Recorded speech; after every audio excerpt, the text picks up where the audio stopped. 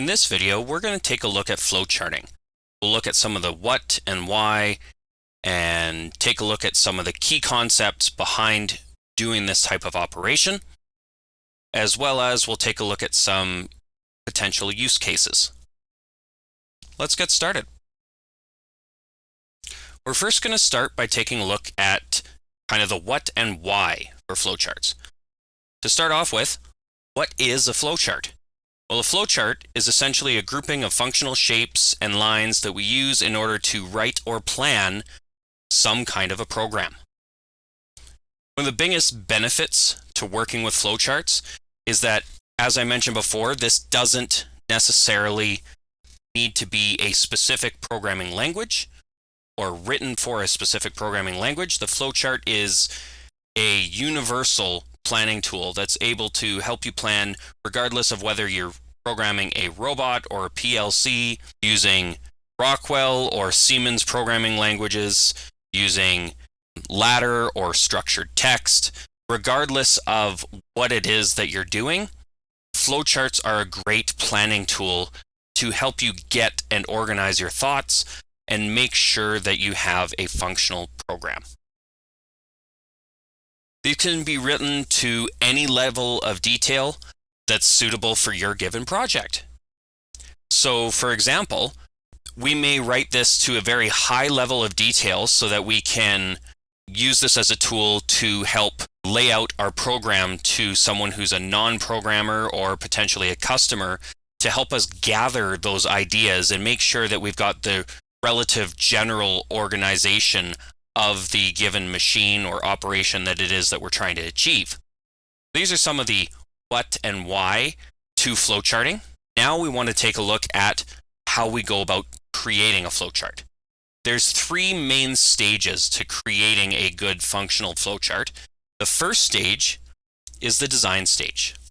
The design stage is essentially where we kind of perform a thought gathering process and get a general layout of what it is, the generalized operations and the generalized functions that our machine is going to go through.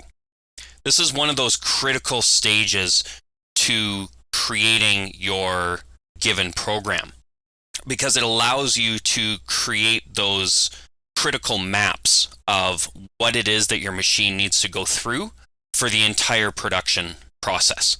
If you skip this, you are likely to end up with either missing components that you need to add to make sure that your machine does what it needs to do, or you could be adding additional components that just add more complexity and reduce the overall functionality or make your program extremely complex and difficult to troubleshoot. By doing this, if it's done properly, you can actually reduce your programming time or the time that it takes to commission, develop, and test your given application quite significantly. And this is one of those things that you just got to try it to see. And you'll see that as you go through and use this tool, it becomes way more efficient to utilize this to make sure that you have a functional program right from the get-go. This also allows us to take a look at our program and make sure that we're writing it effectively. As you guys may have realized, when it comes down to creating a given program, regardless of whether it's working with a robot, like a robotic arm and programming in something like Rapid, or creating a program for a PLC and programming a production line, quite often we run into those parts of the program that are repeated or given applications that we do over and over again. By taking a look at this flowchart that we've created before we start programming, we can easily identify those sections of code and build appropriate subroutines, make sure that they're broken down into effective segments that we test and refine or perfect to make sure that our program is good, solid, and reliable and works every single time. This brings us to stage 2 of creating our flowchart, the debugging stage. During the debugging stage, we take that initial flowchart that we've created and we start translating it over to our given program language. How you do this completely differs based on the language that you're working with. There are some languages in PLC programming, such as sequential function chart, that are essentially a flowchart, and the translation process takes almost no time whatsoever. And yet there are other programming languages like ladder, which look nothing like a flowchart.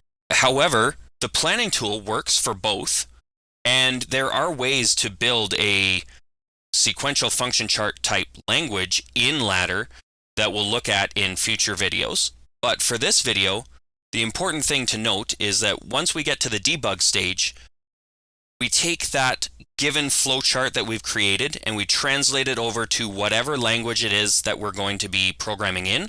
And then as we go through debugging and testing and making sure that our flowchart meets the needs that we have for our given application, it's important to go back and make those changes back to the original flowchart, make comments and figure out, oh, well, did I accidentally say that I'm looking for this input to be on when it needed to be look for the input to not be on, those types of things, and make sure to make those modifications back into your flowchart.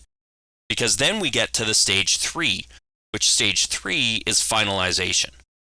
During the finalization of your flowchart, this is where you create that final copy and make sure that the entire flowchart is ready to go and matches what the given machine is doing. This allows us to do a number of things.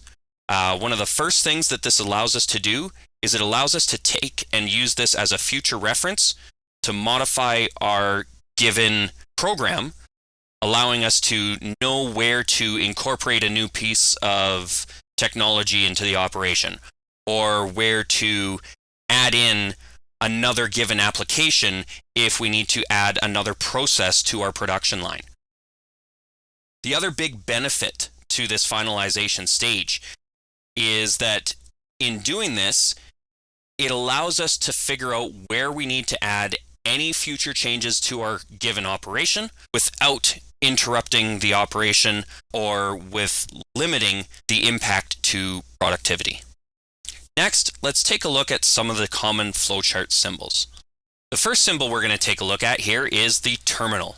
The terminal essentially marks the beginning and end of any given program or any given subroutine. We typically use the name of the routine if this is for a subroutine, or the name of the program if this is the designation for the start of a continuous program at this point. The process symbol is what we use to identify any kind of action, if you will, that we're having within our given application. So for example, are we turning on an output, turning on a timer? Are we incrementing a counter? This is what we use within the process symbol. Similar to the process symbol, we have a predefined process. So this is what we essentially refer to as a subroutine. So in here, we could have a routine, something like close gripper or input part. And what we do there is we say, this is calling the close gripper routine. And later on in our program, we'll have a separate routine that has a terminal and all the processes required in order to actuate that close gripper process, and then an end of that routine, and then it'll come back into this, and then it'll continue on. This will make a lot more sense when we get into that portion and developing a program. This symbol here, the kind of parallelogram, is essentially a symbol that we use in order to read or write a input or output to our controller. So this is not things like checking for an input on a digital input. This is more used for performing actions where we're sending an input or output over a network, or reading inputs and outputs from external devices not pertaining to our individual controller. Moving on, we have the decision symbol.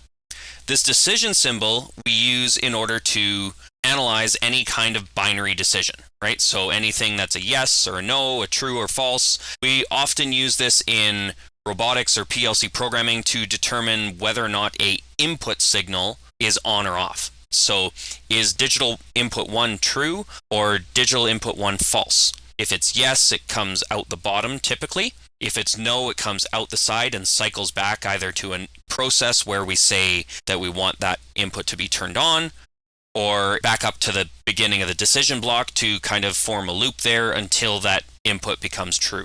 Next, we have a couple program flow symbols. This circle is used to denote the on-page connection. So if you're trying to clean up your flowchart so you don't have arrows going every which direction, you can put a on-page connector and put a letter in the on-page connector, and then you put a corresponding letter in another on-page connector showing where that connects to. And again, these will make a lot more sense when you see them in a given program. The kind of baseball diamond shape here, this is actually a off-page connector. So this tells you when you're either having a flowchart that's run off the page because you've run out of room, or shows that the link is on another page somewhere else that you're connecting to. And then lastly, we have these program flow arrows. So these program flow arrows show us essentially how the program flows and the intended direction for someone to read the program. Because when you start getting a fairly complex program that has a lot of operations, this may start to get confusing looking at the page. So let's take a look at a couple different examples now. These examples are based on robotics programming, and I will do a future video here on how to write a program for PLC programming using flowchart. So here's an example. So you can see at the beginning here, we have this start oval, right? This is the start of the program, and we have the end, marking the end of our program. We've got these program flow arrows. So we move 10 centimeters over the grid and open our gripper, or have our gripper open. While we're over A being one of our program positions, we have our gripper open, then we move to A, close the gripper, over A, and then we've got that program flow arrow that kind of jaunts up here, showing that the program continues, and we run through our given program. Let's take a look at another example.